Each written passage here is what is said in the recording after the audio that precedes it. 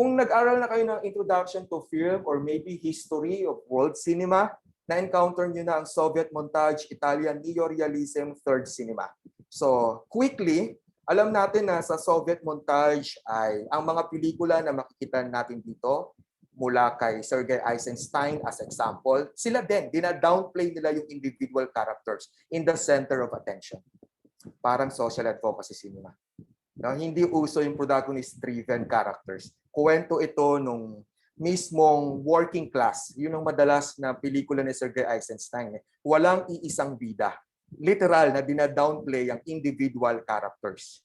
No? And also, this kind of films trigger social practice rather than aesthetic contemplation. Hindi ka para maaliw, ma-entertain, at maging spectacle ang papanuurin mo na ma-amaze ka lang, na na-exploit yung mga pinapanood mo dahil pinagkakitaan na ng filmmaker. No.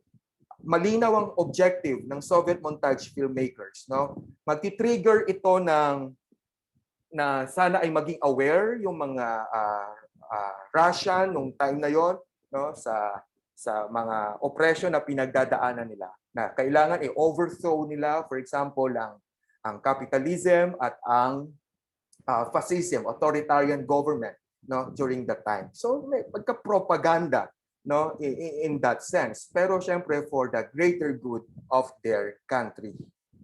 At kapag may time kayo, pwede nyo pong panoorin, no, yung yung isa sa mga pelikula niya, yung Strike.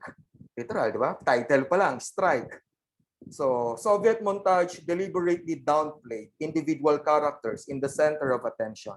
Instead, they are represented as members of social classes, the working class, peasants, or the proletariats, to depict stories of oppressions, historical rebellions, themes of uprisings, and strikes. Sounds familiar, right? Social advocacy cinema na ginagawa natin dito sa Pilipinas. Okay. Isa pa, Italian neorealism na nag-emerge naman noong 1940s to 1950s sa Italy. Ang mga klase ng pelikula nito ay pagka-realist, no? Katulad din ng social advocacy cinema. The use of non-professional actors, a preference for authentic locations as opposed to studio set, no? Walang mga green set, no, studio set na madalas natin nakita sa Hollywood. An interest in current events in a documentary style photography, available lighting, and minimal equipment to capture stories of humble people. Panahon pala ng Italian neorealism, gusto na nilang i-capture ang kwento ng humble people or the marginalized sectors of society. No, ito yung kwento din ng poverty, yung pinagdaanan ng mga Italiano after World War II. Diyan mo makikita.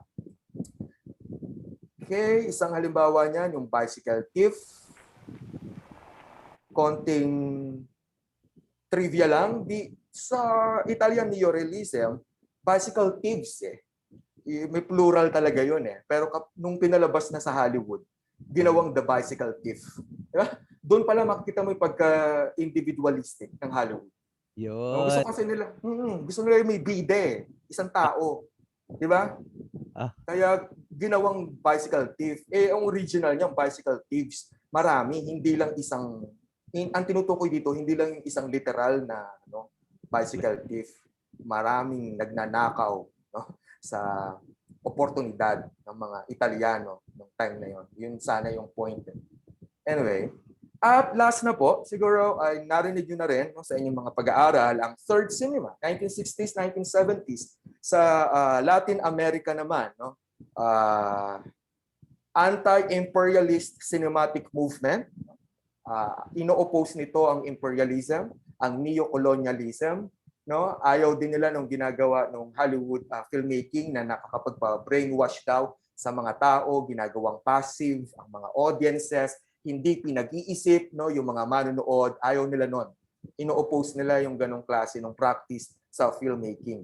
So kailangan, pag papanuurin mo yung mga pelikula sa third cinema, ikaw mismo ma-realize, madi-disturb ka, na makikita mo yung kalagayan mo sa lipunan at mapapaisip ka na sumama sa revolution nung time na yon. No? So yung mga ganitong pelikula, it was also a reaction against authoritarian oppression. At marami pang film movements. And why am I showing this? No? I'm showing this para sabihin na pwedeng sila ang naging inspirasyon ng social advocacy cinema. Pwede kong sabihin na pwede na i-consider ang social advocacy cinema filmmaking as a film movement like them. Di ba? Lalo na kung may establish natin sila at ginawa naman to ng mga alternative multimedia collectives, mga legitimate collectives. No? So I can argue that social advocacy cinema is also a cinematic tradition or a film movement, but they are cause-oriented, no, socially relevant. No, katulad din ng Italian neorealism, third cinema, at ng Soviet montage and other film movements that emerged in the history of world cinema. So bilang conclusion, social advocacy and cinema, bakit naging counter cinema at ano ang contribution nito sa national cinema. So, dito ngayon papasok yung terminology nating social advocacy cinema. Obviously, pinagsama-sama itong social.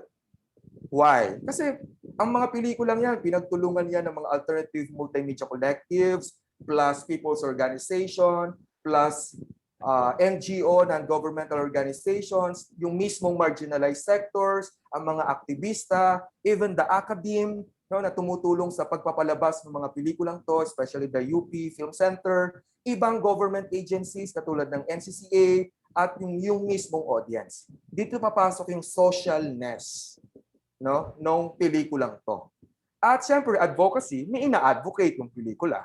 Generally speaking, pwede natin i-encapsulate sa term na human rights and social justice. Diyan naman magfo-fall yan. Lahat naman yan papunta sa human rights and social justice. And of course, the cinema itself. The radical forms of alternative cinema, you can use short narrative, docu, even experimental, animation, etc. No? For this purpose. And it is counter cinema. Why? Because counter cinema questions hegemony in filmmaking. Hegemony means ito yung mga conventional, traditional, standard na nakasanayan natin at yung madalas itinuturo sa atin sa paggawa ng pelikula. There's nothing wrong with that. Okay, sige, sundin yon. Pero at the end of the day, no, ang pelikula ay diverse, ang pelikula ay plural, na ang ganitong klase ng pelikula ay legitimate din po. Hindi natin sila pwedeng isuppress na. Ano ba yan? Ganito yung aesthetics nito, yung pagkukwento, na para bang ang sukatan ng magandang pelikula ay kung ano lang ang nakikita sa trinoma cinema. It is not. So we can question hegemony in film practice and the dominant system and the dominant cinema system of representation. Paano ba sila nire-represent sa ibang pelikula? So pwede, baka may mali sa pag-represent sa kanila, baka may misrepresentation. O ito na yung way natin, no, para in a way ay itama iyon. Na bakit yung iba sinasabi poverty porn ito? Baka nga ginagawang spectacle, ginagawang museum ang sine para nagbayad ka ng ticket at panuurin at mag-enjoy ka sa paghihirap ng mga kababayan natin. That's poverty porn. Na helpless yung mga kababayan natin na exploit sila, pinagkakitaan. But look at the social advocacy cinema. They are empowered. Amplified ang kanilang boses. Hindi yon poverty porn. So, kina-counter natin ang dominant ideology. Kina-counter, sinasalungat natin ang hegemony, ang common standard practice, and of course, a counter culture, no, when it comes to filmmaking, film viewing, no, and at marami pang iba. So social advocacy cinema is a counter cinema because it opposes a lot of things in mainstream filmmaking. Pero hindi ibig sabihin noon ay hindi sila legit kasi hindi mo nakita yung standard na ginawa ng kabila. No, not necessarily. No, sila din po ay mga legitimate na filmmaking. And last, for many Filipinos, national cinema is what we see from Star Cinema, from Sampaguita Pictures, from what we see in the SM or Ayala cinemas, no? Pero paulit-ulit kong sinasabi na hindi lang po 'yon. Sinusuportahan ito ni Clodoaldo del Mundo. Sinabi niya, the development of a truly Philippine national cinema has a greater probability of happening outside the mainstream. No? Ang pelikula, katulad ng social advocacy cinema, pwede rin authentic cinema. Gusto mong malaman totoong kwento ng Pilipinas, totoong identity ng mga Pilipino, yung kanilang mga aspirations, dreams, values, behavior, mga struggle, punta ka daw sa social advocacy cinema or sa alternative cinema. Nandoon ang totoong kwento nila. Renato Constantino in 1975 stated that the only way a history of the Philippines can be Filipino is to write on the basis of the struggles of the people. For in these struggles, the Filipino emerge. And we can definitely see it in the films like social advocacy cinema. At naging inspirasyon din po nila ating late Lino Broca, no, national artist for film, who said that although it is the duty of the artist to work for what is true, good, and beautiful, first, we must expose and fight what is wrong. At kitang-kita po yon sa mga pelikula ni Ginoong Lino Broca. Yan. So, i-promote ko lang din, mayroon po akong article na sinulat sa Plaridel Journal para mas maintindihan naman yung proseso ng production, distribution, and exhibition ng social advocacy cinema. Nandyan po sa article na yan.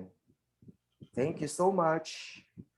Ayun, Mabuhay ang alternatibong pelikula, pelikula para sa panlipunang advokasya, likhang mulat, malaya at mapagpalaya. Maraming salamat po. Go sir, sorry. Maraming salamat, no, Sir Herwin, no. Dito, no, diniscuss ni Sir Herwin yung Soviet montage, diniscuss niya Italian neorealism, at nabanggit ko rin yun, na-discuss na actually namin to sa Film Teo class, no, last month, na dalawa yung title, no, nung Bicycle Thief, no. The Bicycle Thief nga sa Hollywood, tapos originally Bicycle Thieves siya, no. Although yun nga, pagka hindi mo pa napapanood na yung Bicycle Thief, alam mo na, plural, no? So, hindi lang iisa yung magnanakaw. So, in a way, parang spoiler na rin yun, no? So, ang application niya rin, no, sa mga film workshops, if you're familiar with Sunday Beauty Queen, no, originally, ang title niyan Sunday Cinderellas, plural. Okay? Pero yung mga European, mga, magbibigay ng grant, no? Ang suggestion nila, gawing, gawing singular, no? Kaya naging Sunday Beauty Queen yan imbes na Sunday Beauty Queens or Sunday Cinderellas, no? And itong yung paghimay, no, ni Sir Herwin do sa pinaglabanan tsaka do sa ngalan ng tubo, no? Ginamit niya yung something na familiar kayo students, lalo na yung nag-film right, no? Ito yung narrative, no, na film theory. Tapos dinagdagan ng ng Marxist, no, na film theory. So sa film crit, ito yung application, no? Aanihin nyo, no? Anong gagawin nyo doon sa mga natutunan nyo, no, na film theory sa Film Teo kung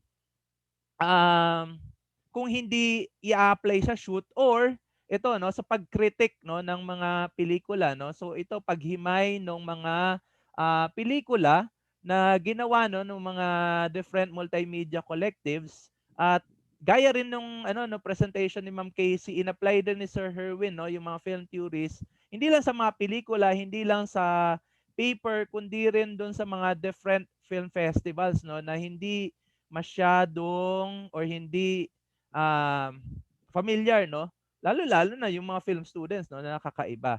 So binanggit din ni Sir Herwin yung mga opening, no, for internships. Actually, when I was still OJT, no, coordinator of Binild Film, may mga film students, no, na nag-intern sa Altermedia. Tapos ngayon din yata meron ako napanood, no, sa Film Prod, kabatch nyo, meron ako napanood na isang pelikula, no, nakalimutan ko lang yung title, na magfo-fall under social advocacy cinema, no. What would differentiate your film from the other Binild films ay maaring ito, no? Maaring LGBT, coming from our discussion of queer theory, maaring social advocacy cinema, no? So, si LGBT kasi gaya rin nung sinabi ni Ma'am Casey, no, meron din kasing social class na involved, meron ding race, no, na involved. Ayun, no, napaka-comprehensive. Ito ba ang iyong paper? Hindi Isang chapter lang. isang lang 'to 'no. Parang Na, tulad isang niyo, chapter lang. inimbita ko lang kayo para mag-discuss lang ng application ng theories 'no. So parang parang isang buong ano 'to, isang buong buwan 'no ng discussion. Eto Eh, sir, currently, may sinusulat din akong article sa isang journal. Nakafocus nga naman sa kwento naman nila. Yun. Kasi sa isang article, di ba, yung proseso yun eh. So sa ito na mismo, stories from the margins. So magandang i-present ko muna ito sa ayan, sa inyo sa klase at na-present naging topic ko din ito sa isang media conference or film conference, no? So, siyempre, yun, dinagdagan natin para maging mas comprehensive at mas maintindihan ng ating mga references. estudyante. Kasi sa conference, 15 minutes lang, sir. Oo.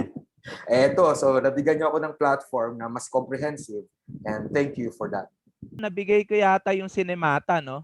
Ito ay isang ano, so parang ito yung channel 'no, online platform na puro mga social advocacy films 'no, yung pinapalabas nila. Hindi lang sa Pilipinas 'no, kundi sa iba't ibang bansa. So dito ngayon pinapalabas yung Desisyon Kong Heograpiya, yung Palugid, yung kay Tricia Sutaso na experimental film.